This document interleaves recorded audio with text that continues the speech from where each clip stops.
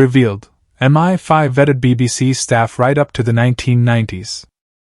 23rd of April, 2018. By Nance Bauer, journalist. The BBC allowed MI5 to vet staff right up until the 1990s, it has been revealed. Files detailing the broadcaster's secret links to the security services show that investigations were made into the lives and allegiances of thousands of employees, including reporters, newsreaders, and continuity announcers. Subversive political activity led to appointments and promotions being blocked by the corporation, which held a blacklist of organizations.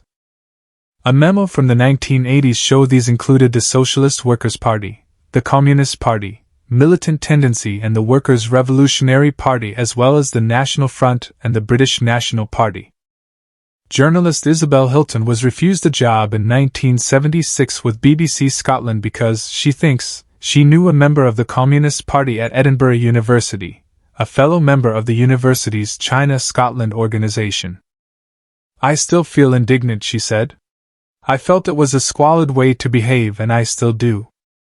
More seriously, beyond the particulars of my own case, I felt that the BBC had betrayed public trust by promoting a system in the UK by which the secret police were licensing and blacklisting journalists. Whenever I hear the BBC boasting about its fine traditions of journalism, I feel a minor stab of outrage." MI5 evidence was particularly rife in the late 1970s and early 1980s, just as millions of viewers were enjoying the fictional adventures of fictional spy George Smiley and Smiley's People and Tinker, Tailor, Soldier Spy. Well-known faces such as Anna Ford, John Humphreys, and David Dimbleby all started their careers with the BBC when the vetting was taking place.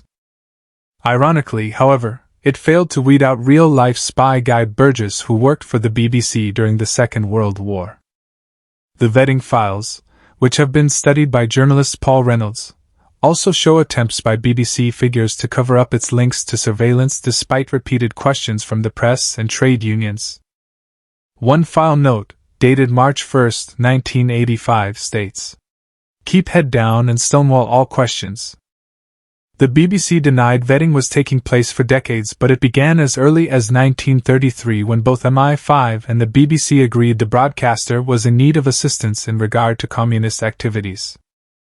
In 1985, The Observer exposed some of the political vetting, at which point it began to be wound down, but even then some staff were kept on the vetting list on the pretext they had access to restricted government information. The BBC has refused to reveal if any staff are still vetted. "We do not comment on security issues," said a spokesperson.